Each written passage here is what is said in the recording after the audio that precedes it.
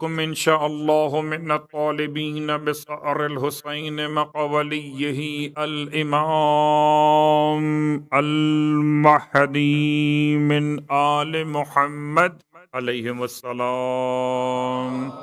اللهم صل على محمد وعلى آله وعجل. اما بعد، فرش عزائے سرکار سید الشہداء پر آپ کی خدمت مقدس میں ایک ادنا سے طالب علم کی حیثیت کے ساتھ روزانہ اپنا سبق پیش کرنے کے لیے حاضر ہو رہا. عنوان سیرت انبیاء اور کردار سازی، اور کل حضرت ابراہیم علیہ السلام کے فرزند حضرت اسماعیل علیہ السلام کے حالات پر گفتگو جاری و ساری تھی، اور انشاءاللہ آج بھی حضرت اسماعیل علیہ السلام کے حالات پر بات آگے بڑھے گی کہ پروردگار نے حضرت اسماعیل کی شخصیت کو قرآن مجید میں کن الفاظ کے ساتھ یاد کیا ہے، آپ کا مقام و مرتبہ کیا رہا، آپ کی شخصیت و سیرت کا عنوان کیا بنا. البتہ اس سے پہلے روزانہ کے اعتبار سے فقہی مسائل میں مبتلات روزہ کے بعد مبتلات نماز کی بات مکمل کی، اور مبتلات نماز کے بعد واجبات وضو، اور آنے والی تاریخوں کے لحاظ سے ایک ذمہ داری اور بن رہی ہے. گرچہ فطرے کے اصل مسائل انشاءاللہ آخر عشرے میں شروع ہوں گے، لیکن جیسا کہ پچھلے 2 جمعوں سے اناؤنسمنٹ تو ہو رہی ہے کہ 2 الگ الگ فیگر اناؤنس کیے جا رہے ہیں. اگر کوئی انسان فطرہ دینا چاہتا ہے آٹے کی قیمت کے اعتبار سے یا چاول کی قیمت کے اعتبار سے، تو اس کے لیے اوقاف جعفریہ الشارقہ کے علماء نے جو ایک فیگر اناؤنس کی ہے وہ 20 درہم پر ہیڈ اناؤنس کی گئی ہے فی کس. جتنے بھی افراد خانہ ان کے لحاظ سے انسان کی ذمہ داری یہ بنے گی کہ اصلی فقہی مسائل کو سمجھتے ہوئے کہ فطرہ کیسے ادا کیا جاتا ہے. ماہ رمضان میں ادا کرنے کی اجازت، جی بالکل اجازت. لوگ سوال یہ کرتے کہ کیا ماہ رمضان میں ادا کرنا زیادہ بہتر رہتا ہے؟ ان کے خیال میں یہ بات کہ شاید جن مستحقین تک پہنچانا ہے ان کے لیے اتنا پہلے پہنچا دیا جائے کہ وہ اپنی عید کی تیاری وغیرہ کر سکے. یہ آپ کے ذہن میں ہو کہ نہ ہو، اصل فقہی مسئلہ کیا ہے کہ ماہ رمضان میں آپ یقیناً فطرے کو ادا کر سکتے، ابھی واجب گرچہ نہیں ہوا ہے مگر ادا کر سکتے. اور اگر کوئی فطرے کی نیت سے ادا کر لے گا تو نکالی جانے والی رقم پھر اس کے اختیار میں نہیں رہے گی، پھر نہ اس کو چینج کر سکتا، نہ ایکسچینج کر سکتا، نہ نوٹوں کو تبدیل کر سکتا ہے، نہ کرنسی کو چینج کر سکتا. اور اسی اعتبار سے یہ پھر ذمہ داری آپ پر رہ جائے گی کہ آپ جس علاقے میں فطرہ نکال رہے ہوں اس علاقے سے فطرہ نکالنے کے بعد یہ فطرہ ٹرانسفر نہیں ہو سکتا جب تک کہ حاکم شرع کی اجازت نہ ہو، یا جس علاقے میں آپ نے نکالا وہاں کوئی ایک بھی اس کا مستحق شرعاً موجود نہ ہو. تو خیر بات سے بات نکل آئی اور یہ 2-4 مسئلے بیان تقریباً ہو ہی گئے.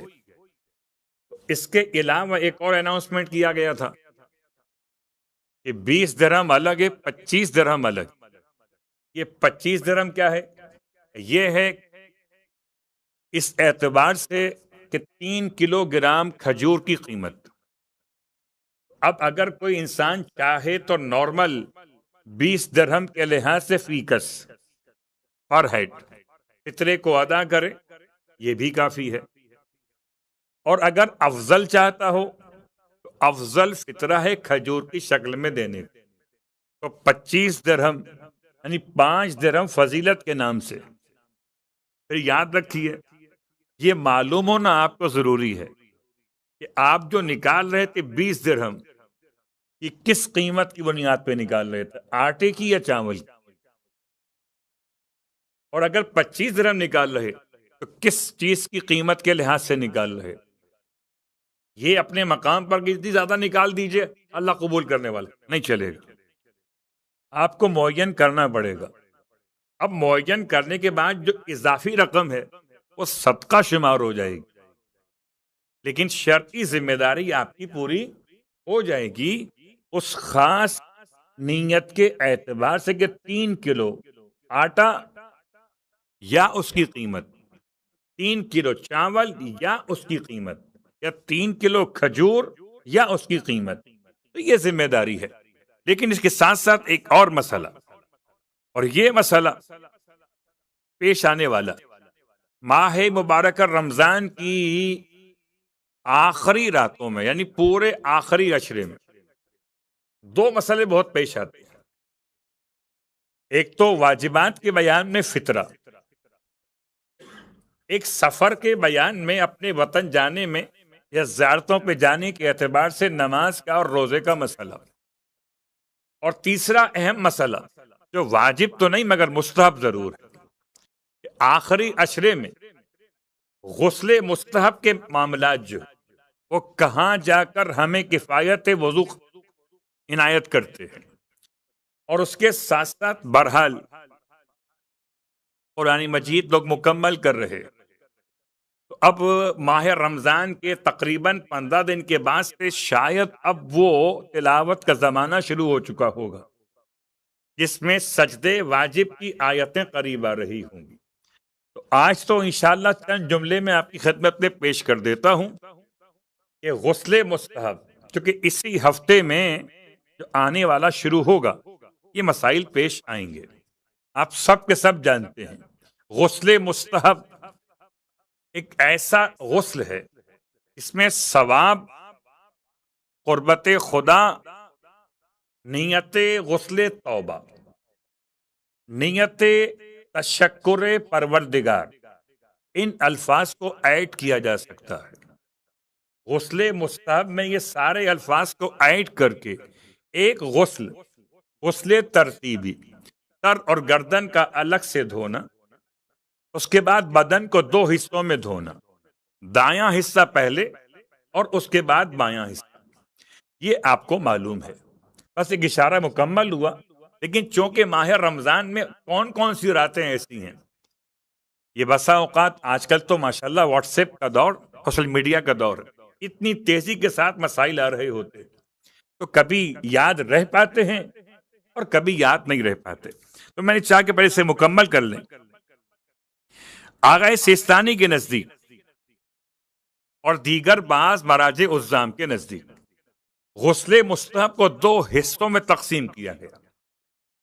کچھ ایسے غسل مستحب ہیں کہ جو کفایت وضو کرتے ہیں، یعنی ان کے انجام دینے کے بعد بغیر وضو کیے ہوئے وہ ساری عبادات انسان انجام دے سکتا ہے، کہ جن میں وضو شرط ہوتا ہے، اگر طہارت باقی رہی ہو تو ایسا نہ ہو کہ اس لفظ کو بھول جائیے۔ اور بعض غسل ایسے مستحب ہیں کہ مستحب تو ہیں مگر رجاءً کیے جاتے ہیں۔ اس کی پہچان کیا ہے؟ اس کی پہچان یہ ہے کہ اس کے بعد پھر وضو آپ کو کرنا ہی کرنا ہوتا ہے، بات کا مطلب اس کے علاوہ پہلے بھی کر سکتے ہیں، یعنی خالی یہ غسل جو ہے وہ کفایت نہیں کرتا ان تمام عبادات کے لیے جن میں وضو یا طہارت شرط ہوتی ہے۔ تو اب آئیے اس میں پہلے ان غسلوں پر توجہ کرتے ہیں کہ جو آغا نے شمار کیے ہیں کہ جو کفایت وضو کرتے ہیں۔ غسل جمعہ یہ تو آپ جانتے ہی ہیں اور پہچانتے بھی۔ اس کے بعد نمبر 2 سے لے کر نمبر 7 تک، یعنی 2، 3، 4، 5، 6 اور 7، یہ سب کے سب ماہ رمضان کے حوالے سے، اس لیے اس کی اتنی اہمیت۔ فرماتے ماہ رمضان کی پہلی گزر چکی، 17ویں آج موجود ہے، 19ویں انشاءاللہ آئے گی، اس کے بعد زندہ رہے تو 21ویں بھی آئے گی، پھر نصیب ہوا کامل تو 23ویں بھی آئے گی، اور خدا نے چاہا تو 24ویں بھی آئے گی۔ تو یہ تمام راتوں کے غسل ہیں۔ ماہ رمضان کی پہلی رات، تاریخ نہیں، دن نہیں، 17ویں رات، دن نہیں، تاریخ نہیں، 19، 21، 23 اور 24 رات، دن اور تاریخ نہیں، کا غسل آغائے سیستانی کے مقلدین کے لیے۔ یہ تمام کے تمام جو غسل ہیں، یہ سب کے سب ان اغسال میں شامل ہیں کہ جن کے بعد وضو کیے بغیر آپ عبادت کو انجام دے سکتے ہو۔ مثلا آج، اب یہاں سے جانے کے بعد اگر آپ سحر کے وقت میں آج کی رات کے غسل کو انجام دیں، کیونکہ رات کا اطلاق رہے گا صبح کی اذان اور بعض کے لحاظ سے طلوع فجر تک یا طلوع صبح صادق تک، تو رات کا جب اطلاق رہے گا تو آپ غسل کر سکتے، اور اس غسل کے ساتھ نیت کیا ہوگی کہ بے 17 ماہ رمضان کا غسل بجا لاتا ہوں۔ میں ایڈ کر سکتے غسل توبہ، غسل تشکر پروردگار قربتاً و طاعتاً الی اللہ۔ اس غسل کے بعد اب آپ نماز شب پڑھ سکتے، اور اگر یہ سلامت رہ جائے انشاءاللہ اور صبح کی نماز کا وقت داخل ہو جائے تو اسی سے آپ صبح کی نماز بھی پڑھ سکتے۔ تو یہ تو وہ اغسال تھے کہ جو اب انتہائی اہمیت رکھتے ہیں آنے والی تاریخوں کے اعتبار سے، اور آج بھی۔ اب اس کے علاوہ ماہ رمضان کے باقی غسل کون کون سے، اس کو بیان کرنے سے پہلے ایک اور دل چاہتا ہے بیان کروں۔ صلوات پڑھے محمد و آل محمد۔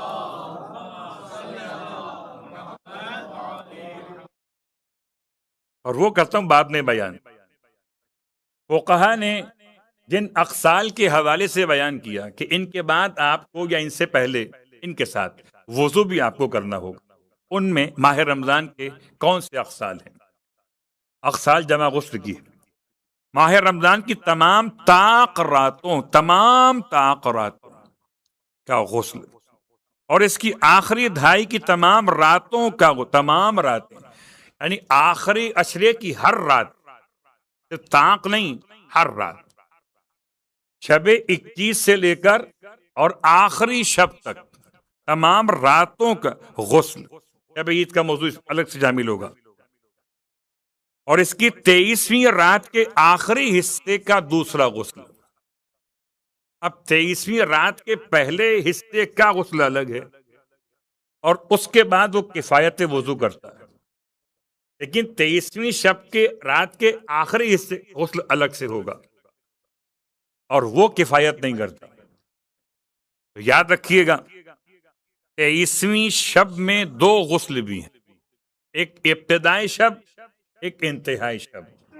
ابتدائی شب مستحب ہے اور انتہائی شب رجائے مطلوبیت ہے، مگر جیسے میں نے آپ سے کہا کہ میں ایک مسئلہ اس میں الگ سے بیان کرنا چاہتا ہوں، کیونکہ ہمارے موضوعات کی ذیل میں جب گناہان کبیرہ کا بیان جاری و ساری ہے کردار سازی کے اعتبار سے، کہ جس کو اپنا کردار تیار کرنا امام زمان کے لیے، اسے لامحالہ گناہان کبیرہ کو چھوڑنا ہو اور صغیرہ سے بچنے کی پوری کوشش بھی کرنا ہوگی۔ تو گناہان کبیرہ ہیں کون کون سے؟ ان کے باب میں یہ بات آ چکی کہ خواتین کی بے حجابی گناہ کبیرہ ہے۔ عجیب بات، کہتے ہیں ان مستحب غسلوں میں جو رجا کی نیت سے کیے جاتے ہیں، اس خاتون کا غسل بھی ہے کہ جس نے اپنے شوہر کے علاوہ کسی اور کے لیے خوشبو استعمال کی ہو سکتا ہے اس کبھی غسل کے بارے میں بہت کم آپ نے سماعت کیا ہو، یعنی یہ رجاءن ہے، اس کے بعد وضو اپنے مقام پر ہوگا۔ کچھ تو ایسی خرابی پیدا ہو جاتی ہے اس کی بنیاد پر قرب خدا کے لیے رجائے مطلوبیت کی نیت سے ہماری بیٹی یا بہن اگر غلطی سے خوشبو کسی اور کے پہنچانے کے لیے جو شوہر کے علاوہ ہے، اللہ اس میں لفظ استعمال نہیں ہوا کہ محرم یا نامحرم، اپنے شوہر کے علاوہ. لہذا ایک ذمہ داری ہے ہماری ہر بیٹی اور بہن کی جو شادی شدہ ہیں تو اپنے خوشبو کے استعمال کی نیت کو محدود کریں. لگایا شوہر کے لیے ہو اور کوئی اور بھی اسے محسوس کر لے، وہ اور موضوع. انما الاعمال بالنیات. کلمات پڑھ لیں محمد والے محمد. اب حضرت اسماعیل کی بات پر ہم کل آپ کی خدمت میں تھے اور آج بھی آپ کی خدمت میں ہی ہیں. کہاں جائیں گے آپ کی خدمت سے نکل کے؟ خیر تو بات تھی اسماعیل کی والدہ کون تھی. تو کل حضرت ہاجرہ کے بارے میں ایک قول تو پڑھ دیا تھا، اور جو مشہور قول اس کے خلاف ہے کہ جی وہ ایک کنیز تھی، اور مصر کے بادشاہ نے یہ کنیز ہدیہ کی جناب سارہ کی طرف، اور جناب سارہ نے یہ کنیز بخش دی جناب ابراہیم علیہ السلام کو، اور آپ نے اپنے حرم کی زینت بنا لیا. اب حضرت سارہ سے آپ کی شادی ہو چکی اس سے پہلے 20 سال یا 40 سال کا فاصلہ، اولاد نہیں ہو رہی، اور اولاد نہ ہونے کی بنیاد پر آپ نے ایک اور یہ شادی منعقد کی، اور حضرت ہاجرہ سے خدا نے آپ کو صاحب اولاد کیا. اور کل حضرت ابراہیم کی وہ دعائے الحمد آ چکی سورہ ابراہیم کے اعتبار سے کہ حضرت ابراہیم خدا کی حمد بیان کر رہے کہ اس نے انہیں بڑھاپے میں 2 بیٹے عطا کیے. اس دعا کا خالصتاً تعلق حضرت اسحاق کے بعد سے ہے. حضرت اسماعیل کے بعد آپ کے الفاظ کیا تھے ہو سکتا ہے آج آ جائیں یا کل آئیں، ابھی تو آگے بڑھ رہے ہیں.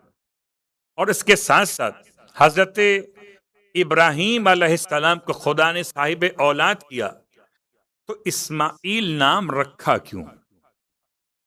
اور حضرت اسماعیل شاید ایک مائل اسٹون کے طور پر ہے کہ جو عبرانی انبیاء اور عربی انبیاء کے درمیان ایک برج بنے ہوئے.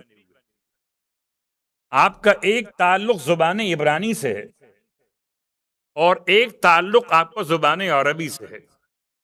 میں اگر اس کو یوں کہہ سکا تو شاید آسان ہو جائے کہ آپ کا نسب زبان عبرانی سے ہے اور آپ کا سبب زبان عربی سے ہے. یعنی جو خدا نے رشتہ بنایا وہ عبرانی تھا اور جو آپ نے نکاح کر کے بنایا وہ عربی تھا.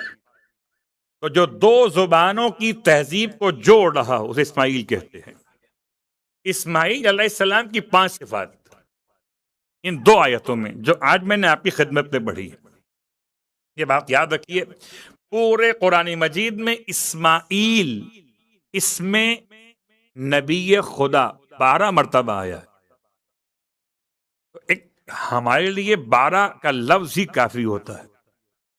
تو حضرت اسماعیل کا لفظ 12 مرتبہ آیا، اس کا ترجمہ کیا ہے؟ اسماعیل خود زبان عربی نہیں ہے، اسم جو ہے آپ کا یہ زبان عبرانی ہے کہ ترجمہ ہے وہ جو خدا کی بہت سنتا ہو. بعض نے اس کا الٹا لکھا ہے اس کی خدا بہت سنتا ہو. تو یاد رکھیے اس کی خدا سنتا ہے جو خدا کی سنتا ہے. دونوں ہی تو کمال. صلوات پڑھے محمد والے محمد، دونوں کمال.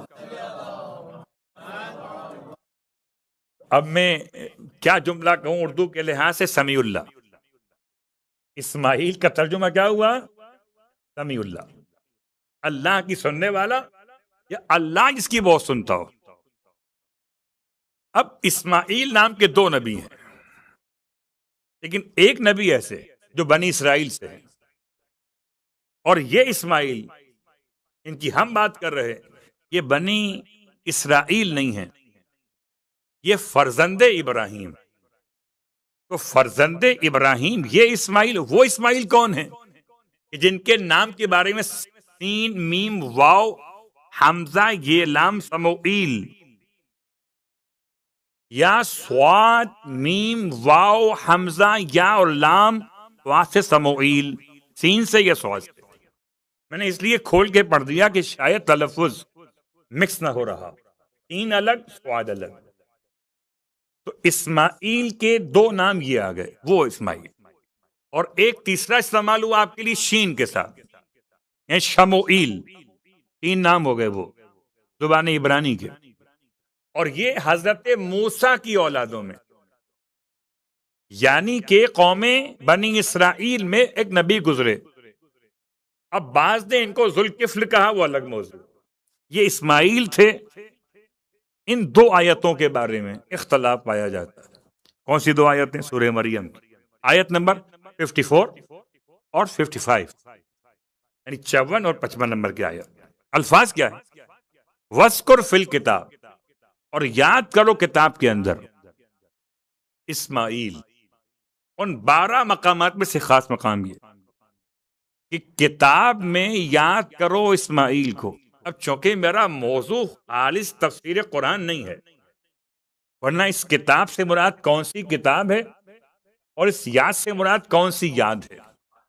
اس کتاب سے مراد کتاب خدا قرآن مجید ہے یا کتاب توریت یا کتاب تلمود ہے؟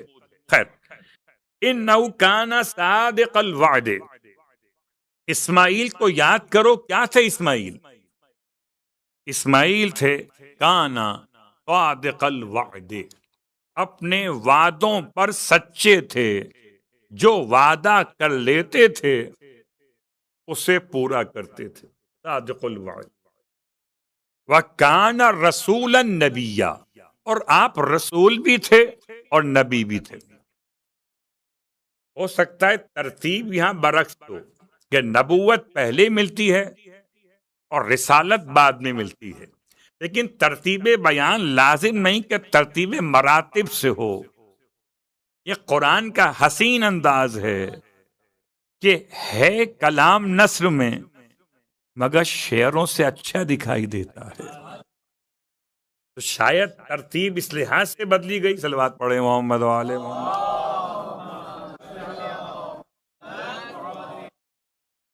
تو اس ایک آیت میں 3 باتیں آ گئی. صادق الوعد، اسماعیل کون؟ وعدے کے سچے. اسماعیل کون؟ رسول. اسماعیل کون؟ نبی. وَكَانَ يَعْمُرُ أَهْلَهُ بِالصَّلَاةِ وَالزَّكَاةِ. اب اگلی آیت 55 میں سورہ مریم میں آپ کی 2 صفات اور بیان ہوئی. ایک، آپ اپنے گھر والوں کو نماز کا اور زکوٰۃ کا حکم دیتے تھے. اس کا مطلب یہ اسماعیل وہ ہیں کہ جن کی فیملی کو بھی خدا نے بیان کیا ہے. وَكَانَ عِندَ رَبِّهِ مَرْضِيًّا، اور 5ویں اور آخری صفت یہ ان 2 آیتوں میں سے کہ آپ اپنے رب کے نزدیک مرضی پروردگار کے حامل تھے. اللہ اکبر. صادق الوعد سے بات شروع ہوئی، رضائے خدا پہ بات مکمل ہو. حضرت اسماعیل یہاں اہل بیت کی روایات کے لحاظ سے یہ فرزند ابراہیم بڑے خوبصورت تھے. اسماعیل بہت خوبصورت، اتنے حسین تھے کہ حضرت یوسف کا حسن ان کے آگے پانی بھرتا تھا. اردو کا محاورہ ہے. آپ پوچھیں دلیل کیا ہے؟ حضرت یوسف والا واقعہ اگر زلیخا والا بیان نہ ہوتا تو کس سے معلوم ہوتا کہ یوسف کیا تھے؟ وہ تو ایک خاتون نے اس معاملے کو اس حد تک اچھال دیا کہ حضرت یوسف کا حسن و جمال ایک موضوع بن گیا. اس کو میں آسان کرتا ہوں. یہ سمجھیے کہ حضرت یوسف ہیں حضرت ابراہیم کے پڑ پوتے. ابراہیم کے بیٹے اسحاق، اسحاق کے بیٹے یعقوب اور یعقوب کے بیٹے یوسف. اب اگر ابراہیم سے جمال چلا ہو تو اسحاق میں آیا ہوگا، اسحاق سے چلا ہو تو یعقوب میں آیا ہوگا، یعقوب سے چلا ہو تو یوسف میں آیا ہوگا. تو بیچ میں 2 نسلیں کراس کر کے جمال کیا ہوگا اس کے مقابلے میں جو براہ راست حضرت اسماعیل کا جمال تھا. کیا براہ راست فرزند ابراہیم ہیں. اور یہ بات تو آپ سب نے سنی. ایک ایسا عبد پروردگار، غالباً اشارہ کہیں ہو چکا بھی ہو، بس مکمل کرتا ہوں جملہ یہاں کہہ کر. یہ مسلسل عبادت کیا جا رہا. اس نے جناب اسماعیل کو دیکھ لیا تھا بکریاں چراتے ہوئے. اتنے خوبصورت تھے. تو اس نے پوچھا کہ آپ کون؟ کہ میں اسماعیل. کہ کس کے بیٹے؟ کہ ابراہیم خلیل خدا کا. کہ اگر اسماعیل ایسے ہیں تو ابراہیم کیسے ہوں گے؟ ہم تو یہ سوچ کر واقعاً فضائل کے سمندر میں ڈوب جاتے ہیں کہ جس کا خلیل ایسا ہو اس کا حبیب کیسا ہو. اگر خلیل کی بات کر رہے ہیں تو خلیل کا معیار یہ ہے کہ لخت جگر خلیل خدا صاحب جمال نبی اسماعیل علیہ السلام. اب آپ کی ہو گئی پیدائش اور ولادت، بڑے حسین و جمیل تھے. نام آپ نے رکھ دیا اللہ کی بات سننے والا سمیع اللہ اسماعیل. لیکن گھر میں ایک پرابلم ہو گئی. اب چونکہ آپ کی دو بیویاں ہیں، ابراہیم علیہ السلام کی دو بیویاں ہیں، ایک جناب ہاجرہ ہیں، ایک جناب سارہ ہیں. جناب سارہ کا مقام اگر میں شاید کوئی اشتباہ نہ کروں تو حضرت ہاجرہ سے بلند ہے. کس لیے بلند ہے؟ دلیل کیا ہے؟ دلیل یہ ہے کہ اول تو آپ خاندان نبوت سے ہیں، آپ کے بھائی بھی نبی، اور نبوت کے خاندان سے آپ کا تعلق ابراہیم علیہ السلام کی سگی کزن آپ جناب سارہ. آپ کہیں کہ نسب سے کیا فرق پڑتا ہے، حسب بھی ہونا چاہیے نا. تو حضرت سارہ کی جب بات آگے بڑھے گی اور اگر ہم زندہ رہے اور بات کو آگے بڑھا سکے آپ تک، تو حضرت سارہ ان شخصیات میں شامل ہیں جنہیں محدثہ کہا جاتا ہے، جن سے فرشتے ہم کلام ہوئے ہیں. حضرت اسحاق کی نوید سنانے کے لیے ابراہیم کی خدمت میں جب فرشتے آئے تھے تو فرشتوں کی بات سن کر حضرت سارہ نے گفتگو کی تھی، اور فرشتوں نے حضرت سارہ سے براہ راست بات کی. جہاں تک میری اپنی معلومات، حضرت ہاجرہ کا مقام الگ ہے، وہ محدثہ نہیں ہے، مگر پھر بھی ان کے چلنے کو خدا نے اپنی عبادت کی سنت بنا دیا. میں نے چاہا کہ بڑے احتیاط سے دونوں کی بات کو مکمل کروں، کہیں افضل مفضول کے معاملے میں آپ نہ الجھ جائیں. سلوات پڑھیں محمد و آل محمد. تو حضرت ہاجرہ کی بات اس لیے اب آگے بڑھے گی، مگر اس سے پہلے گھر کا ماحول عجیب ہو گیا. اچھا، یہ لکھ رہے ہیں بعض مورخین کہ جیلیسی، ایک حسد، خاص طور سے کسی گھر میں انسان مومن کے دو بیویاں ہوں اور ایک بیوی صاحب اولاد ہو جائے اور ایک بیوی صاحب اولاد نہ رہے، تو جو صاحب اولاد نہ اور پہلے سے ہو اور نئے آنے والی خاتون صاحب اولاد ہو جائے تو اس خاتون کو جیلیسی ہو جاتی ہے. تو کیا یہ فطرت میں ہے یا یہ عادت ہے؟ اگر فطرت میں ہو تو سب کو ہونا چاہیے،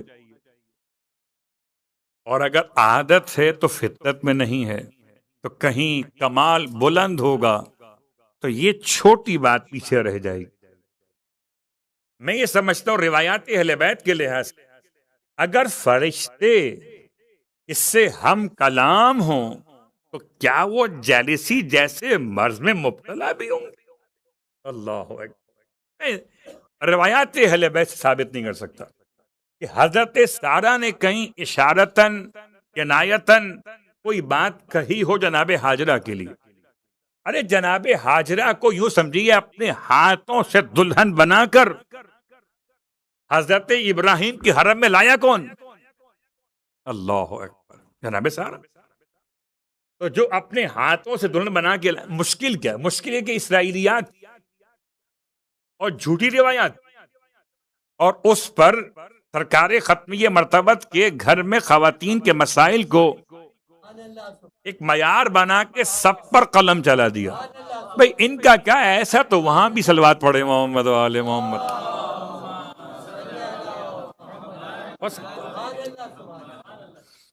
ہوشیار تو بہت ہوتے ہیں مورخین، معلوم ہے آپ. اب یہ حضرت اسماعیل کی جو والدہ ہیں جناب ہاجرہ، پھر جناب ابراہیم نے الگ کیوں کیا؟ الگ اس لیے نہیں کیا کہ حضرت ابراہیم جیسا شفیق نبی، محبت کرنے والا مہربان باپ، بلکہ ایک جملہ زبان پر اور آ رہا ہے، آپ بات کو آگے بڑھانے سے پہلے روایات اہل بیت کے لحاظ سے بہت غور کیجیے گا۔ جب کسی مومن یا مومنہ کا بچہ یا بچی انتقال کر جاتا ہے بالغ ہونے سے پہلے تو اس بچے کی تربیت اور کفالت دو لوگ کرتے ہیں عالم برزخ میں، اور جب اس کے والدین منتقل ہوتے ہیں عالم برزخ میں تو یہ دونوں ان کے بچوں کو ان کے حوالے کر دیتے ہیں۔ یہ دو کون ہیں؟ حضرت ابراہیم اور جناب سارہ، صلوات پڑھے محمد وآل محمد۔ جسے خدا عالم برزخ میں مومنین کے بچوں اور بچیوں کی ماں قرار دے، وہ جیلیسی رکھ سکتی ہے؟ کیسے ہو سکتا ہے؟ پھر آپ منتقل کیوں ہوئے؟ خدا نے چاہا کہ دو گھر خدا کے ہیں، دونوں گھر آباد و خلیل کی فیملی سے، تو کیا اصحاب کم بڑھ گئے تھے؟ خدا بتانا چاہتا ہے کہ خدا اپنے گھر کو آباد کرتا ہے ذریت انبیاء سے، نہ کہ اصحاب انبیاء سے۔ اگر وہاں بیت المقدس کی بات کیجئے تو وہاں پر بھی آپ کی ذریت ہے، اور اگر بیت اللہ الحرام کی بات کیجئے تو یہاں پر بھی آپ کی ذریت ہے۔ اب سورہ ابراہیم کی وہ آیت جو کل آپ نے سنی، ربنا انی اسکنتو من ذریتی بواد غیر ذی زرع عند بیتک المحرم۔ کل کی آیت یاد ہے؟ سورہ ابراہیم کی یہ آیات جو کل پڑھی گئی، آیت نمبر 37 سے 41 تک پڑھی گئی تھی، ٹھیک؟ اب آئیے اس آیت کے لحاظ سے آپ چلے حضرت حاجرہ کو لے کر، اور حضرت اسماعیل ابھی دودھ پیتے ہوئے ایج کے اندر ہیں، یعنی 2 سال سے کم ہے، اور اتنے کی ماں کی گود میں ہے۔ ایج لکھی ہوئی نہیں پراپر کہ آپ کی ایج 3 مہینے کی کہ 4 مہینے کے 6 مہینے کی، مگر 2 سال کے اندر اندر دودھ پیتے ہوئے۔ آپ وہاں سے ابراہیم لے کر چلے جناب حاجرہ کو اسماعیل کے ساتھ، اور کہاں پہنچے؟ مکہ مکرمہ۔ مکہ مکرمہ آج جائیے تو اور مقام دکھائی دیتا ہے، چاروں طرف آبادی، رونق ہے، عمارتیں ہیں، رہائش ہے، حاجیوں کے لبیک کی آوازیں ہیں، ساری نعمتیں آپ کو وہاں مل جاتی ہیں۔ بات واضح ہو رہی؟ لیکن اس زمانے میں مکہ کیا تھا؟ بے آب اور گیا علاقہ، نہ زراعت تھی۔ زراعت کیوں نہیں تھی؟ کہ پانی نہیں تھا۔ پانی ہو تو زراعت ہو، پانی ہو تو پرندے آئیں، پانی ہو تو حیوانات وہاں قیام کریں، پانی ہو تو انسانوں کے وہ کاروان وہاں پر آئیں کہ جو زمین کی تلاش میں رہتے ہیں سرائی لوگ۔ تو یہ سب کچھ کیوں نہیں کہ پانی نہیں ہے؟ اور قسم بخدا اگر ابراہیم اسماعیل کو لے کر نہ آتے تو مکہ کبھی آباد ہی نہ ہوتا۔ تو مکے کے موجد اعلیٰ کہوں، مجدد کہوں، کیا کہوں، یا جو بنیاد رکھنے والے کہوں، انسانی آبادی کے اعتبار سے مکے کو آباد کرنے والا پہلا انسان کون ہے؟ اس زمانے کی بات کر رہا ہوں، ابراہیم علیہ السلام۔ اور کہتے ہیں کہ آج بھی مکہ مکرمہ میں شارع ابراہیم الخلیل، ایک راستے کا نام رکھا گیا ہے شارع کا، شارع ابراہیم الخلیل۔ کہتے ہیں ابراہیم علیہ السلام کے آنے کا راستہ پہاڑوں کے درمیان میں جگہ کبھی ہوا کرتی تھی۔ آج بھی اس نام کو وہاں پہ استعمال کیا جاتا ہے، شارع ابراہیم۔ ابراہیم وہاں سے آئے اور اپنے ساتھ اپنی سواری پر بٹھا کر جناب حاجرہ کو لے کر، اور یہ بات یاد ہے کہ ابراہیم علیہ السلام کی عمر کیا ہے؟ کم از کم 86 ایئر اور میکسیمم 99 ایئرز، 2 روایتیں لگا۔ جب پہلی بار آپ اپنی فیملی کو لے کر آئے، آپ کی عمر کیا تھی؟ یعنی سینچری مکمل کرنے والے تھے، 84 یا 99 اس کے آس پاس. آپ وہاں پر پہنچے اور پہنچنے کے بعد آپ نے اپنی فیملی کو، جناب ہاجرہ کو اور ان کی آغوش میں اپنے اکلوتے بیٹے اسماعیل کو ڈراپ کیا. ایک چادر، ایک پانی کا مشکیزہ، ایک پانی پینے کا برتن یا پیالہ، ایک بچھانے کی چادر. اس کے علاوہ شاید کچھ سامان نہیں تھا. کیونکہ انسان کہیں اگر سوچ کے جاتا کہ جہاں جا کر رہے گا، گھر بنائے گا، تو پورا سامان لے کے چلتا. اللہ اکبر، سارا سامان لے کے انسان کہاں منتقل ہوتا ہے؟ ہجرت کر رہا ہوتا. عجیب ہاجرہ ہیں کہ ہجرت کا کوئی سامان ساتھ میں نہیں ہے سوائے یاد خدا کے اور اطاعت ابراہیم. صلوات پڑھے محمد والے محمد.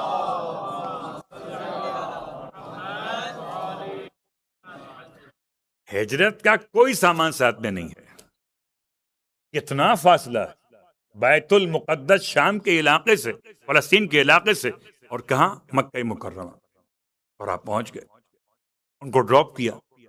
اب تاریخ کے جملے کہ آپ اترے بغیر وہاں سے واپس مڑ گئے شام آنے کے لیے، اور جیسی واپس جانے لگے تو حضرت ہاجرہ کو کوئی خبر نہیں. آپ نے روک لیا اور روک کے پوچھا کہ اللہ کے نبی، آپ مجھے یہاں اکیلا چھوڑ کے جائیں گے؟ پہاڑی پہاڑ ہے، نہ آدم ذات، اور وہ بھی اس چھوٹے سے دودھ پیتے ہوئے بچے کے ساتھ. کیا بنے گا ہمارا؟ آپ نے فرمایا حکم خدا ہے. قسم بخدا آج یہ جملہ ہم میں سے کسی کو کفایت نہیں کرے گا. آپ کی بات تو نہیں کرتا، اپنی بات. صلوات پڑھے محمد والے. حکم خدا. یہ کون سی بات؟ حکم خدا ہے. عقل بھی کوئی چیز ہے کہ نہیں؟ بتائیے مجھے، عقل ہے یا نہیں؟ بھئی ایک نوجوان خاتون شادی شدہ، ان کی اہلیہ، اور ایک دودھ پیتا ہوا بچہ. عجیب بات کر رہے ہیں اللہ کے نبی. کوئی سیکیورٹی نہیں ہے، کوئی کھانے پینے کا سامان، رہائش کا انتظام نہیں ہے. خدا، بہت سارے لوگ ملیں گے آپ کو آج، کیونکہ جی جناب خدا کی بات چھوڑیے، اپنی بات کیجیے. سلام ہو حضرت ہاجرہ پر. خلیل کی زبان سے خدا سنا، خدا خلیل پر کفایت ہو گئی. اگر خدا کی مرضی یہ ہے کہ آپ مجھے اس حالت میں یہاں اکیلے چھوڑ کر جائیں تو جائیے، خدا جانے اور ہم جانے. ان کا تکیہ خدا پر تھا، وہ کل بھی مطمئن تھے اور آج بھی مطمئن ہیں. صلوات پڑھے محمد والے محمد پر. آج بھی مطمئن. ایسا ہے کہ نہیں؟ حضرت ابراہیم مطمئن ہو گئے، حضرت ہاجرہ کی بات سنی. بہت بڑی بات. خود آپ کے اپنے قلب کا کیا امتحان تھا. واپس مڑ گئے. اور اب مجھے لگ رہا ہے کہ شاید باقی باتیں مجھے آہستہ آہستہ رکنی پڑیں. اب یہ پوری تاریخ وہاں پر آ کے رک رہی ہے کہ یہ چلے گئے. اب ہوا کیا؟ اب ہوا یہ کہ جتنا پانی ایک مشکیزے میں آتا ہے تو ساتھ میں لائی تھی، لیکن شدید گرمی اور مکے کی گرمی، پہاڑوں کے درمیان بے آب اور گیا علاقہ، وہاں کے موسم اتنا زیادہ گرم ہوگا تو اتنا پانی تو وہ خود پئیں تو شیر مادر ہو تو بچہ سیراب ہو، اسے فیڈ کرا سکیں. آہستہ آہستہ پانی ختم ہو گیا. ایک مشکیزہ پانی ختم ہو گیا. اب کوئی پانی کی سبیل نہیں. حضرت ابراہیم کوئی کارڈ دے کر جاتے، کہیں سے کوئی پیسے نکل آتے، کوئی ہوتا ATM وغیرہ وہاں پر تو پانی منگا لیتا. جناب ہاجرہ نے یہ پیغام دیا کہ خدا پر توکل کرنے کا مطلب ہاتھ پہ ہاتھ رکھ کے بیٹھنا نہیں ہے. جو بیٹھ جاتے ہیں تو بیٹھے ہوئوں کو خدا چلاتا نہیں ہے، چلتے وہی ہیں جو چلنے کے لیے صلوات پڑھے قیام کرتے.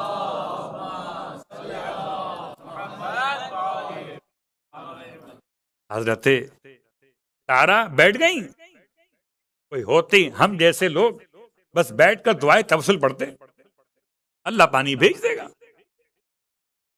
خلیل کی بیوی ہیں، ذبیحہ کی ماں ہیں، اللہ اکبر، خاتم الانبیاء کے جد کی ماں ہیں،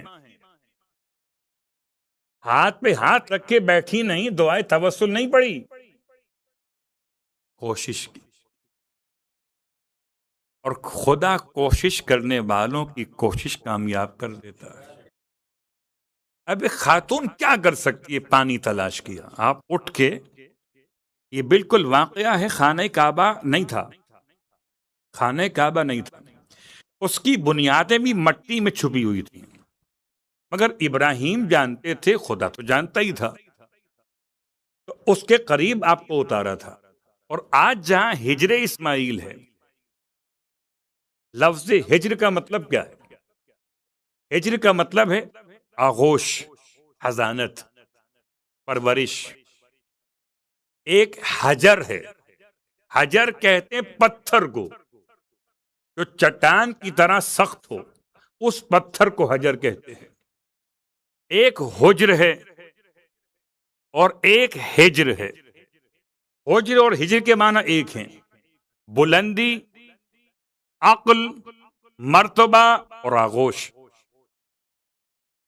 اب اگر آپ حجر کو پہچانتے ہو تو مولا کے جانثار تھے حجر، جن کا روزہ جناب زینب کبریٰ سلامت اللہ علیہا کے روزے کے بعد جو بڑا شہر وہاں موجود ہے اس کے قریب ہے، حجر ابن عدی. صلوات پڑھ لیں محمد وآل محمد. میں نے اس لیے ان کے اعراب پڑھ دیے کہ تینوں لفظ الگ الگ ہیں، حجر الگ ہے، ہجر الگ ہے اور حجر الگ ہے. تو قرآن کا سورہ الحجر ہے، یہ اصحاب ہجر کہلاتے. کون؟ قوم سمود والے، قوم صالح والے. خیر، ہم کہاں سے کہاں نکل جاتے ہیں، واپس آتے ہیں. اب یہ چھوٹی جگہ جو بنی، اس کا ایک نام ہے ہجر اسماعیل، ایک نام ہے حفرت اسماعیل. حفرہ مانے گڑھا، بیسمنٹ. اس کا ایک نام حتیم. اور میں خانہ کعبہ کی تاریخ کے موضوع پر کی باتیں کافی بیان بھی کر چکا ہوں، سب بیان نہیں کر رہا. بس یہ حضرت ابراہیم کی اہلیہ، اسماعیل کی ماں اٹھیں اس مقام سے، اور اب نہ مسجد ہے، نہ خانہ کعبہ ہے، نہ عمارتیں ہیں، دو پہاڑیاں قریب قریب ہیں. ایک کا نام صفا ہے اور ایک کا نام مروہ ہے. اور آپ کو تو معلوم دن کا وقت ہے، اور دن کے وقت جب سورج چمکتا ہے تو ریت دور سے سراب دکھائی دیتی. آپ کہیں پانی تلاش کرتی ہوئی دکھائی نہ دیا تو آپ چڑھی صفا کے اوپر. صفا پہ جب پہنچی تو دیکھا پانی وہاں دکھائی دیتا ہے. وہاں سے اتر کے جب درمیان میں آئیں تو اسماعیل دکھائی دینا بند ہو گئے کیونکہ نشیب تھا. تو دوڑ کے نشیب کو کراس کیا، پھر مروہ پہ پہنچ گئیں. اب اسماعیل دیکھتے ہیں مگر پانی وہاں دیکھتا ہے. یہاں تک کہ آپ نے 6 چکر مکمل کیے. کہتے ہیں 7واں چکر تھا آپ کا آخری نتیجے کے لحاظ سے، اور آپ تھی مروہ پر. جب آپ نے دیکھا کہ اچانک، کیونکہ صفا اور مروہ دونوں پہاڑیوں پر سے بچہ بالکل دکھ رہا تھا، اور اسی لیے آج مستحب ہے کہ جو کوئی بھی صفا مروہ کی سعی کرے تو صفا مروہ پر پہنچ کر سمت خانہ کعبہ کی کرے اور دعائیں پڑھے کہ حضرت ہاجرہ مسلسل وہاں سے خانہ خدا کے مقام ہجر اسماعیل کو دیکھ رہی تھی کہ اسماعیل دیکھ رہے تھے. جب مروہ پر آخری راؤنڈ تھا آپ کا، اس کے بعد پھر رحمت نہیں ہوئی. پروردگار کا کیا کرم دیکھا کہ بچے کے پاؤں کے پاس پانی نکلنا شروع ہوا. اللہ میاں نے پوری 7 چکر لگوائے. صلوات پڑھے محمد وآلہ محمد.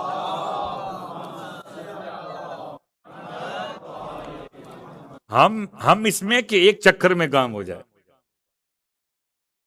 اگر بتا دیا جائے کہ فلاں عمل کریں گے تو فلاں کام ہوگا، مولانا شارٹ ہے کوئی اس کا. تو 7 چکر مکمل کیے. اللہ اکبر. خاتون پہاڑ پہ چڑھنا، میں کہوں حاجرہ پہ سلام ہو، سکھا دیا کہ جو حجت خدا کی یاد میں پہاڑ پہ چڑھے وہ اور ہے، جو حجت خدا کے خلاف اونٹ پر آئے وہ اور ہے. تو یہ ایک مسئلہ. دوسرا مسئلہ، جناب ہاجرہ اب جب آئیں اسماعیل کے پاس، دیکھا پانی نکل رہا. کیا کریں؟ پہلے تو مشکیزہ بھر لیا، برتن بھرا، پھر اس کے چاروں طرف چھوٹی چھوٹی ریت کی ایک دیوار سی بنائی اور اس کو زملت یعنی آپ نے اس کے کنارے بنا کر پانی کو بہنے سے روکا. تو بار بار زملت کا تو اس کو عبرانی زبان کے لحاظ سے زمزم کے معنی سے تعبیر کیا گیا. چلیے آج کی حد تک بات مکمل ہو گئی. اور اب چونکہ ہماری ترتیب میں بہت سارے معاملات تھے اور میں آج بہت زیادہ یہاں تک آگے چلا گیا، کیا کروں. آج 17ویں شب بھی ہے، مگر اس سے پہلے 2 جملے سن لیجئے. ایک جملہ دعاؤں کے باب میں اور ایک جملہ گناہان کبیرہ کے باب. پھر واپس آتے ہیں آج کی شب کی مناسبت سے اور مسائل پڑھ دیتے ہیں. آج کون سی دعا پڑھنے والا؟ آج کی دعا کا نام ہے دعائے سیفی الصغیر. اس کا ایک اور نام ہے دعائے قاموس. دعائے سیفی الصغیر یہ کیا ہے؟ سیفی، سین یہ فے اور یہ. سیفی کا مطلب میری تلوار، اور الصغیر کا مطلب چھوٹی تلوار. اس کا مطلب کوئی دعائے سیفی الکبیر بھی ہے. جی ہے. وہ کون سی دعا ہے؟ وہ ہے حرز یمانی، جو مولا کائنات علی ابن ابی طالب علیہ الصلوۃ والسلام نے یمن سے آئے ہوئے ایک بندے خدا، ایک بندے مومن کو تعلیم فرمایا تھا. وہ بڑی دعا ہے. اس کا نام ہے دعائے سیفی الکبیر یا حرز امیر المومنین یا حرز یمانی. یہ کہاں ملے گی آپ کو؟ یہ ملے گی آپ کتاب محج الدعوات کے اندر یا صحیفہ علویہ ثانیہ کے اندر. اور صحیفہ علویہ ثانیہ میں ایک اور دعا، دعائے سیفی الصغیر، چھوٹی تلوار میری. یعنی ایسی دعا کہ جس کو شہید الصدر یعنی صادق الصدر جب مسجد کوفہ میں جمعہ پڑھاتے تھے، اور کن حالات میں جمعہ پڑھاتے تھے. آپ کو معلوم ہے کہ ہمارے مراجع عظام میں سے بہت کم لوگ گزرے کہ جو جمعے کی نماز کی اقامت باقاعدہ کیا کرتے. ان میں سے ایک نام یہ. ان حالات میں وہ جمعے کی نماز کے خطبے سے پہلے تمام مومنین کی حفاظت کے لیے جمعے کی نماز اور مسجد کوفہ کے تحفظ کے لیے دعائے سیفی صغیر بآواز بلند پڑھاتے تھے. دعائے سیفی صغیر، اس کا عجیب نام قاموس بھی ہے. قاموس کا مطلب کیا ہوتا ہے؟ قاموس کا مطلب ہوتا ہے، قاموس کہتے ہیں ڈکشنری کو، المنجد. قاموس کیا مطلب؟ قاموس کیا قدرت خدا کی ڈکشنری یہ دعا ہے. خدا کی قدرت کے سارے کرشمے اس دعا کے اندر جمع کیے گئے ہیں. اس کے الفاظ کے اثرات عجیب و تاثیر. بعض نے لکھا یہ تو ایسا جیسے کوئی جادو کر دیا جائے، یعنی اتنا زیادہ مؤثر دعا ہے. اور کس لیے؟ تحفظ کے لیے، دشمن کے شر سے اپنے آپ کو بچانے کی. دعائے سیفیہ صغیر بہت طویل نہیں ہے لیکن بہت کمال کی دعا ہے.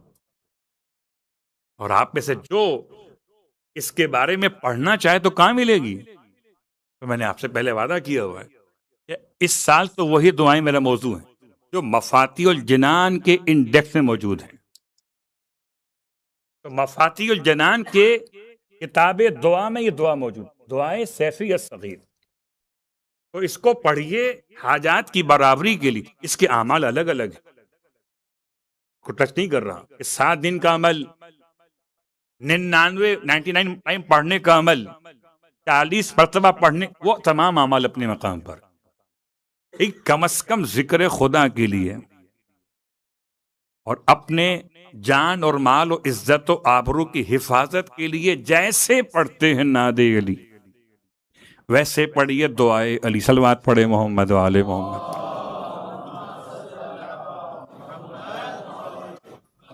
اور اب آئیے دعاؤں کے سیگمنٹ سے آگے بڑھ جاتے. اور اب گناہان کبیرہ، یہ داڑھ سازی مشکل کام ہے بہت. گھر بنانا آسان ہے، کردار بنانا آسان نہیں ہے. گھر بن جاتا ہے بڑا مضبوط ہے، آپ نے سیمنٹ استعمال کیا، آپ نے ریتی استعمال کی، بلاک استعمال کیے، آپ نے کانٹریکٹ اس طرح سے دیا اس کو کہ ساری عمارت بڑی مضبوط بن گئی آپ کی. کردار بنانا مشکل ہے، اس لیے کہ اس پر اثر کم ہوگا، کردار پر اثر زیادہ ہوگا. ان تمام گناہان کبیرہ میں ان کی فہرست 40 تک بیان کی گئی، ان میں سے ایک گناہ شراب پینا بھی ہے. ایسے یہ عجیب لگتا ہے کہ یہ جملہ ممبر سے کیسے پڑھا جائے گا، لیکن کیا کیجئے، حرام ہے تو حرام ہے. اور قرآن مجید نے اس کو 4 الگ الگ مرحلوں میں حرام کیا ہے. 4 الگ الگ مرحلوں میں حرام. ایک فاحشات میں شمار کیا، پھر اسم کے نام سے رکھا، پھر سوال کے عنوان میں جواب کے طور پہ رکھا، اور پھر آخر میں کھل کر بیان کیا کہ اس کو ملایا جوئے اور قمار بازی سے اور بت پرستی سے، کہ جو شیطان کے اعمال. تو پورے قرآن میں 8 مرتبہ لفظ کو استعمال کیا، لفظ خمر. اور روایت بہت شدید ہے. بس میں ایک روایت پڑھتا ہوں اور پھر عنوان پہ آتا ہوں آج کی شب کے اعتبار سے. روایت کیا فرماتے ہیں؟ اللہ کے رسول قیامت کے میدان میں شراب پینے والا ایسے آئے گا. شراب انسان کی طبیعت کو، اخلاقیات کو اور ذہن کی صلاحیت متاثر کرتی. مگر قیامت میں کیا ہوگا؟ قیامت میں تو پھر قیامت ہی تو ہوگی. شراب پینے والا ایسے آئے گا کہ اس کا چہرہ سیاہ ترین ہوگا. شراب پینے والے کا چہرہ سیاہ ترین ہوگا اور منہ ٹیڑھا ہو چکا ہوگا. جیسے لقوا کے مریض، خدا نہ خواستہ میں شباہت نہیں دے رہا لیکن جیسے ہو جاتے ہیں، ایسے منہ ٹیڑھا ہو چکا ہوگا. اور تیسری بات آپ فرماتے ہیں کہ شراب پینے والا جب قیامت میں آئے گا تو اس کی زبان منہ سے باہر ہو، اس کا ایک ہی سوال ہو، پانی، پیاس لگی ہے، پیاس. اور اسے اس پیاس کے سوال کے جواب میں جہنم کے اس کنویں سے پلایا جائے گا جس کنویں میں زنا کرنے والوں کی غلاظت. اللہ اکبر. اور ان کے جسم کے جلائے جانے کی پیپ جو گر رہی ہو. اتنے شدید الفاظ ہیں کہ رونگٹے کھڑے ہو جاتے. جانور سب نہیں ہے. تو شراب کے مسئلے پر روایت، البتہ اس میں کوئی شک نہیں کہ اگر کوئی انسان توبہ کر لے تو پیغمبر کے زمانے کا واقعہ اور میں آپ کو لیے چلتا ہوں مدینہ منورہ میں وہ خاص مقام زیارت کی طرف کہ جہاں مسجد فضیق کے نام سے ایک مسجد کا علاقہ بیان کیا جاتا ہے. فضیق، فضیق کہتے ہیں کھجور کی کچی شراب کو. عجیب نا، مسجد فضیق، کھجور کی کچی شراب والی مسجد. کیا تعلق؟ کہاں مسجد اور کہاں کھجور کی کچی شراب؟ کیا بات کر رہے ہیں؟ جو جا چکے انہیں معلوم. ایک زمانے میں تو اس مسجد میں نے نماز ہی پڑھی تھی، اور اب دوبارہ انشاءاللہ آثار بن رہے ہیں کہ دوبارہ وہ مسجد تعمیر ہوگی. یہ کہاں پر ہے؟ یہ قبا کے علاقے میں، رد شمس سے آگے، بیت یہود سے آگے، اسی علاقے میں زیارت کرائی جاتی ہے، مسجد فضیق. البتہ کچھ لوگ تو شراب چھوڑنا ان کافروں کے لیے، تو مسلمان تو ہو گئے تھے لیکن ایسی منہ کو لگی کہ چھوٹتی بہت کم تھی. اس لیے قرآن نے ترتیب وار 4 مرحلوں میں شراب کی حرمت کو قائم کیا کہ تاکہ آہستہ آہستہ یہ شراب چھوڑنے پر آمادہ ہو جائے. تو بہرحال کچھ لوگ چھپ کے شراب پی رہے تھے کہ مدینے میں کھل کر تو نہیں پی سکتے تھے نا، چھپ کے پی رہے. اور کسی مخبر نے جا کے خبر کر دی پیغمبر کی خدمت. اب مخبر بڑا صادق ہے، خبر کنفرم ہے. جیسے یہاں خبر ہوئی ایسے یہاں سے کسی مخبر نے ان شراب پینے والوں کو خبر کر دی. کہاں کہاں پائے جاتے ہیں مخبر؟ صلوات پڑھے محمد والے، پہچان لیجئے. جب یہاں والے نے وہاں خبر کی تو اس کا نیگیٹو اثر نہیں ہوا، پازیٹیو ہوا. کیا ہوا؟ ان کو خبر ہو کہ پیغمبر آ رہے ہیں، تو سچے دل سے شراب کو چھوڑا، توبہ گریہ زاری سب کی، اور ساری شراب کے برتن پیالے جو زمانے میں یوز ہوتے ہوں گے، مٹکے کہیں، پیالے کہیں، برتن کہیں، سب اٹھا کے اس علاقے میں جو کنواں تھا پانی کے استعمال اس میں ڈال. یعنی چھپانے کے لیے اپنے اس جرم کو، شراب کے سارے ذخیرے کو اٹھا کے پانی میں ڈال دیا.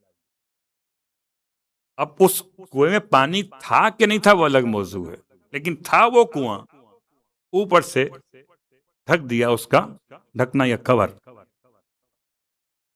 اور اب جو پیغمبر تک خبر پہنچائی اس نے، وہ پیغمبر کے ساتھ آ رہا، پیغمبر کو گائیڈ کرنے کے لیے اپنے خیال میں کہ وہاں چلیں.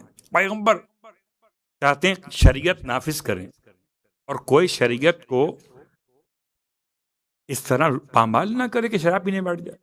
آپ جا رہے تھے اور جیسے ہی قریب پہنچے اس علاقے میں، قبا کے علاقے میں، جبرائیل نازل ہوئے. یا رسول اللہ، یا رسول اللہ، غصہ نہ کیجیے گا، خدا نے ان کی توبہ قبول کر لی. خدا نے ان کی توبہ قبول کر لی. اللہ کے رسول، اب جبرائیل تو پیغمبر پر نازل ہوئے نا، نہ کہ مخبر پر. مخبر آپ کے ساتھ ساتھ آ رہا. جیسے ہی اس علاقے میں پہنچے اور شراب کے کوئی برتن تھے ہی نہیں. کہاں ہے شراب؟ دکھاؤ. وہ مخبر پریشان کہ میری خبر غلط ہو جائے گی، اتنی میں نے محنت کی ہے، پیغمبر کو یہاں لے کر آیا ہوں. تو ڈھونڈنا شروع کیا، اور جیسے ہی اس کور کو ہٹایا کنویں کے، یہ برتن شراب کے، نکالو باہر سے. تک پر نکالا گیا باہر. وہ جو شراب تھی وہ شراب نہ رہی، سرکے میں تبدیل ہو گئی. اللہ اکبر. اگر کوئی انسان خالصتاً کسی گناہ سے توبہ کر لے تو خدا گناہ کے آثار بھی مٹا دیتا ہے. بات شراب کی آئی، اور آج رات ایسی ہے جس کے فضائل اگر الگ سے پڑھتا تو گھنٹہ پورا نکل جاتا. اور آپ ہر سال سنتے ہیں، اس لیے میں نے چاہا کہ اختصار کروں اپنے عنوان کے گفتگو میں آگے بڑھاتے ہوئے کہ اگر شراب سرکہ بن جاتی ہے تو یا توبہ کے بعد یا ایک اور مقام ہے کہ جہاں اہل ایمان کے دل کھچے جاتے، اور جب بغداد سے قافلے جاتے تھے نجف کے لیے تو کہا ایک عباسی وزیر نے، عباسی خلیفہ نے، حکمران نے، کہ نجف میں ہے کون؟ کہا امیر المومنین علی ابن ابی طالب علیہ السلام کا روضہ مقدس ہے، وسیلہ صلی اللہ۔ اب یہ واقعہ نادر شاہ کا بیان کرتے ہیں مزدور، کہ نادر شاہ کہتا ہے اگر واقعاً وہاں قبر میں علی ہیں، اس کی پہچان کیا ہے؟ وزیر تھا شیعہ، اب کیا پتا پہچان کیا ہے؟ کہ مولا علی وہاں پر جناب اعظم جناب نوح علیہ السلام موجود ہیں، پہچان کیا ہے؟ کیا پہچان یہ ہے؟ دو پہچانیں ہیں، ایک کتے وہاں نہیں جاتے، اور ایک شراب وہاں شراب نہیں رہتی۔ اللہ اکبر، کہ ہم آزمائیں گے۔ نادر شاہ کہتا ہے ہم آزمائیں گے، ٹھیک ہے آزمائیے، اگر ثابت نہیں ہوا تو ختم کر دیں گے سب کچھ وہاں پر۔ آزمائی، شوق سے آزمائی۔ اس نے کہتے ہیں 3 مٹکے لیے، ان میں شراب پیک کروائی اور اوپر اس کو سیل لگا کے اپنی مہر کے ساتھ بالکل پیک کر دیا، سیل پیک ہو گیا، اب اسے کوئی اوپن نہیں کر سکتا سوائے اس کے اپنے۔ اور پھر 3 جو اس کے پلے ہوئے تھے، اب میں کیا کہوں، پلے ہوئے ہوں یا بغیر پلے ہوئے ہوں، تھے تو کتے ہی، ان کو لے کے چلا اور لے کر نجف پہنچا۔ اور جیسے ہی نجف کا مطلب یہ بات سمجھا دو، نجف کے شہر میں وہ حیوان ڈاگس پائے جاتے ہیں، ایسا نہیں ہوتے، حتیٰ کہ نجف ایئرپورٹ پر سیکیورٹی چیک میں بھی آپ کو ڈاگس ملیں گے، جو الگ بات ہے کہ بغداد سے کم ملیں گے، یہ الگ بات ہے، لیکن ملیں گے ضرور۔ نزلہ کا علاقہ، خشک سمندر، ملیں گے آپ کو ڈاگس، لیکن کیا مطلب ہے کہ اصلی قبر مطہر روزہ جہاں بنا ہوا ہے مولا کی قبر مقدس پر کتے نہیں آ سکتے۔ یہ تینوں کو لے کر جو پلے ہوئے تھے، ان کے گلے میں زنجیریں باندھ کے لایا تھا، جیسے ہی قریب لایا ان تینوں نے اپنی گردنوں سے زنجیریں توڑا دی، اور جو بلندی یہ مقام تھا مولا کے حرم کا، وہاں اوپر نہ چڑھ سکے۔ اللہ ہے۔ پھر جب شراب کے تینوں مٹکوں کی سیل اوپن کی گئی تو شراب سرکہ بن چکی تھی۔ اللہ اکبر۔ اب پہچانیے کہ جس کی قبر مقدس کا کمال یہ ہو کہ شراب سرکہ بن جائے، اس کے بارے میں آج کا کوئی نا اہل عجیب و غریب گفتار کرے۔ سب کا انجام سب کے ساتھ ہے، یاد رکھیں، مولا کے ساتھ مولا کے چاہنے والے ہیں۔ یہ مولا کائنات علی ابن ابی طالب علیہ السلام کے فضائل میں سے فضیلت تھی۔ پھر اس نے کہا کہ اچھا اب ایسا کرو کہ یہ زنجیریں جو بچی ہیں ان تینوں ڈاگس کی، ان کو ملا کے میرے گلے میں باندھ دو، اب کوئی ہے جو مجھے اندر لے کے جائے؟ کہتے ہیں کوئی تیار نہیں، نادر شاہ جیسا بادشاہ، اسے کون لے کے جائے گا اندر؟ کوئی تیار نہ ہوا۔ تو کہتے ہیں اندر سے کوئی ایک ان نون پرسن، ایک اجنبی شخص باہر آیا کہ میں یہ کام کرتا ہوں، زنجیر کو تھاما، اس کی لے کے آ گیا اندر تک، اس نے زیارت کی، دعائیں مانگی، اور اس کے بعد ایک آیت کندہ کروائی امام کے حرم، ید اللہ فوق ایدیہم۔ پھر پوچھا وہ تھا کون جو مجھے لایا تھا؟ بندہ نہیں ملا۔ آج کی رات مولا کے فضائل کی رات، 1 نہیں 2 نہیں 3، اور 3 نہیں، 3003، 3003۔ آج کی رات معراج کی رات، وہ الگ موضوع۔ آپ اور ہم 27 رجب المرجب کی رات مناتے ہیں مسلمانوں کے ساتھ مل کر، وہ بعثت کی رات۔ آج کی رات معراج النبی کی رات، سرکار معراج پر گئے اور 3003 فضائل کے لیے وہاں والے علی کے پاس آئے۔ رسول وہاں گئے، ایک یہ رات ہے، وہاں والے یہاں آئے، ایک یہ رات۔ بس وہ کنارہ ہے بدر کا، پیاس لگی پیغمبر کو اور آپ نے پانی کا سوال کیا۔ اب پانی پیغمبر کو کون پلائے؟ کوئی ہو ایسا جو کھلانے پلانے والا ہو۔ بڑے بڑے دسترخوان بچھانے والے بن گئے، مگر کون ہے مثل ابو طالب کہ جو پیغمبر کو ایسے کھلائے پلائے، اسے ابو طالب کھلاتے پلائے۔ پورے مجمع اصحاب میں سے ایک ہی اٹھے ہیں، سخت سردی کا موسم ہے، رات کا گپ اندھیرا ہے، پیغمبر کو پانی کون پلائے؟ مولا چلے بدر کے کنویں کے پاس پہنچے۔ عجیب کمال تھا کہ وہاں پر جو برتن تھا یا جو کنویں سے نکالنے والا ڈول تھا وہ موجود نہیں تھا۔ آپ نے رسی اپنی کمر سے باندھی، ڈول سے بھر کے نکالتے تو باہر رہ کر پانی بھر لیتے اور کنویں کے اندر اتر گئے۔ رات میں مشکیزہ ہے، مشکیزہ بھرا اور مشکیزہ بھر کے باہر لے کر آئے، اور جب باہر لے کر آئے تو اتنی شدید تیز ہوا چلی کہ آپ کو رکنا پڑا، پھر چلے، پھر ہوا چلی، پھر رکے۔ 3 دفعہ ایسا ہوا، چلے اور رکے۔ کیا شان تھی! اللہ کے رسول نے سوال کر ہی لیا، یا نبی اللہ، جو نہیں گئے تھے ان سے نہیں پوچھا کیوں نہیں گئے؟ جو بیچارے گئے تھے ان سے پوچھ رہے ہیں، دیر کیوں ہوگی؟ صلوات پڑھے محمد وآلہ محمد۔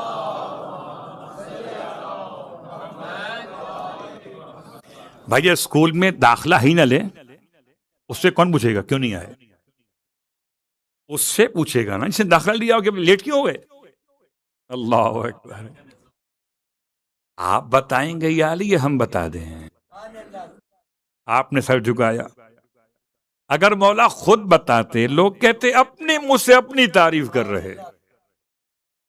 سلام ہو میرے مولا پر، آپ بتائیے، ہم آپ کی زبان سے سننا چاہتے ہیں کہ یا علی آپ چلے پانی بھر کے تو ایک بہت تیز ہوا چلی، آپ رک گئے۔ آپ جانتے ہیں یہ نہیں جانتے کہ جبرائیل 1000 فرشتوں کے ساتھ آئے تھے آپ کو سلام کرنے کے لیے۔ جب آپ اور آگے بڑھے پھر ہوا تیز چلی اور پھر آپ رک گئے۔ اب میکائیل آئے تھے 1000 فرشتوں کے ساتھ آپ کو سلام کرنے کے لیے، اس کے بعد پھر چلے آپ اور پھر رک گئے۔ اب اسرافیل آئے تھے 1000 فرشتوں کے ساتھ آپ کو سلام کرنے کے لیے۔ تو 3 بڑے فرشتے، جبرائیل و میکائیل و اسرافیل، اور ہر ایک کے ساتھ 1000 فرشتے، تو 3003۔ کیا ہنسا بنا ہے! ایک رات میں جو ایک مشکیزہ پانی بھر کے لائے وہ 3003 فضیلتوں کا حامل قرار پائے۔